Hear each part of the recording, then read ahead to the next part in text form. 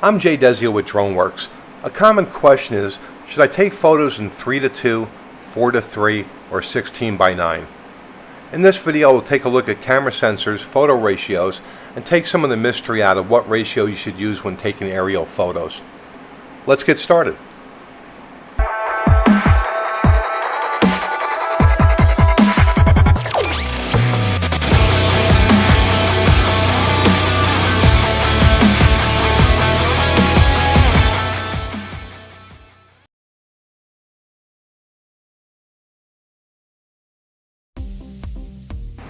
The examples in this video are based on the DJI Phantom 4 Pro.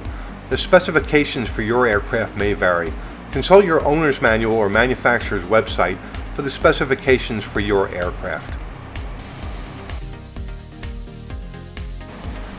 The Phantom 4 Advanced, Phantom 4 Pro, Phantom 4 Pro version 2.0, the Mavic 2 Pro, and the Inspire with the X4S camera has a 1-inch CMOS sensor that shoots at 20 megapixels.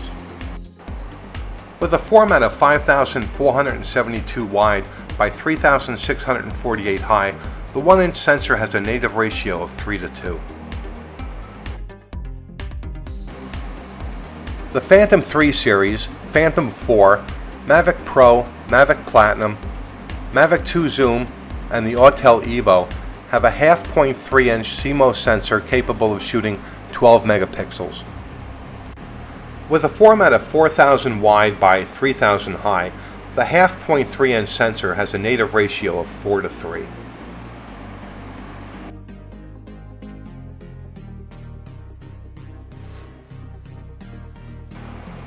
This photo was taken with the DJI Phantom 4 Pro version 2.0 using the full sensor at its native ratio of 3:2.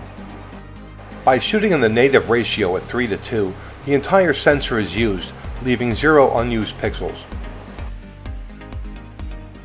If you select the image ratio of 4:3, the aircraft does not use the entire sensor.